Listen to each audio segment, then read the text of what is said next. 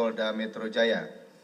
Dugaan tindak pidana yang terjadi adalah dugaan tindak pidana pencemaran nama baik dan atau fitnah dan atau menghasut orang lain untuk melakukan perbuatan pidana dan atau menyatakan penghinaan di muka umum dan atau menyebarluaskan dengan sarana teknologi informasi pernyataan perasaan permusuhan dan atau memanipulasi penciptaan, perubahan, pengerusakan informasi elektronik yang dianggap seolah-olah data yang otentik dan atau mengubah, mengurangi, melakukan transmisi, merusak, memindahkan, menyembunyikan suatu informasi elektronik milik orang lain. Persangkaan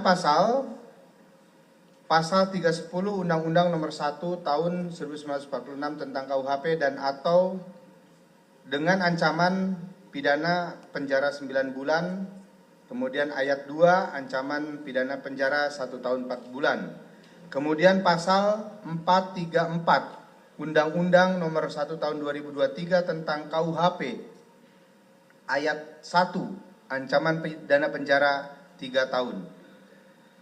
Dan atau pasal 246 Undang-Undang Nomor 1 Tahun 2023 dengan ancaman pidana penjara 6 tahun. Pasal 242 Undang-Undang Nomor 1 Tahun 2023 dengan ancaman pidana hukuman 3 tahun. Pasal 243 Undang-Undang Nomor 1 Tahun 2026 tentang penyesuaian pidana. Pasal 35 junto pasal 51 ayat 1 Undang-Undang Nomor 11 Tahun 2008 tentang informasi transaksi elektronik dengan ancaman pidana penjara 12 tahun. Pasal 32 ayat 1 junto pasal 48 ayat 1 Undang-Undang Nomor 11 Tahun 2008 tentang informasi transaksi elektronik dengan ancaman pidana 8 tahun. Adapun tempat dan waktu terjadinya tindak pidana diketahui terjadi mulai di Jakarta Pusat pada tanggal 22 Januari 2025 hingga peristiwa dilaporkan di wilayah hukum Polda Metro Jaya,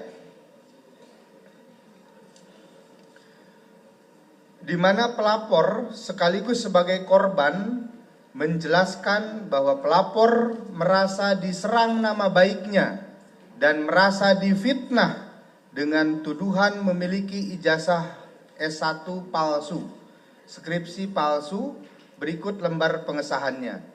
Tuduhan-tuduhan tersebut diketahui tersebar di beberapa akun media sosial dan telah diketahui oleh khalayak umum. Pelapor telah lulus perkuliahan di Fakultas di Fakultas Kehutanan Universitas Gadjah Mada dan memiliki ijazah S1.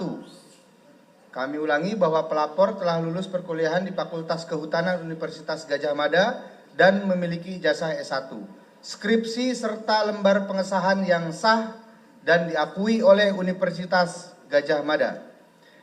Selain itu terdapat pihak-pihak yang membahas foto atau gambar ijazah S1, skripsi berikut lembar pengesahannya yang dituduh memiliki milik pelapor yang ditayangkan dalam beberapa akun media sosial dengan tampilan tidak utuh atau terpotong-potong. Perjalanan penyidikan yang dilaksanakan oleh Direktorat Reserse Kriminal Umum Polda Metro Jaya dalam perkara ini, penyidik telah melakukan pemeriksaan saksi sebanyak 130 orang saksi. Kemudian penyidik juga telah melakukan penyitaan terhadap 17 jenis barang bukti, penyitaan terhadap 709 dokumen alat bukti surat, pengambilan keterangan ahli terhadap 25 orang ahli dengan berbagai bidang keilmuan. Kemudian dalam penanganan penyidikan juga penyidik telah melakukan secara saintifik dengan cara melakukan pemeriksaan uji laboratorium terhadap barang bukti dokumen berupa ijazah sarjana atas nama Insinyur Haji Joko Widodo di Puslab Puslapfor Polri. Bahwa Puslapfor Polri telah memiliki sertifikat akreditasi laboratorium dengan nomor LP856 IDN yang diterbitkan oleh Komite Akreditasi Nasional atau KAN dengan kompetensi sebagai laboratorium pengujian dan laboratorium kalibrasi dengan menerapkan secara konsisten sesuai dengan SNI ISO 17025 tahun 2017. Petugas pemeriksa pada Puslapfor Polri telah bersertifikasi dari Badan Nasional Sertifikasi Profesi. Alat-alat pada Puslapfor Polri telah terkalibrasi yang dikalibrasi ulang setiap tahun, sehingga hasil pemeriksaan dari Puslapfor Polri memiliki legalitas dan legitimasi pembuktian secara yuridis. Puslapfor Polri memiliki dasar hukum untuk melakukan uji laboratorium dokumen sebagai berikut. Surat edaran Jaksa Agung nomor 5/KRI/2589 tanggal 17 September 1956 tentang penyelidikan tulisan secara membandingkan dan penunjukan Labkrim sebagai pemeriksaan tulisan.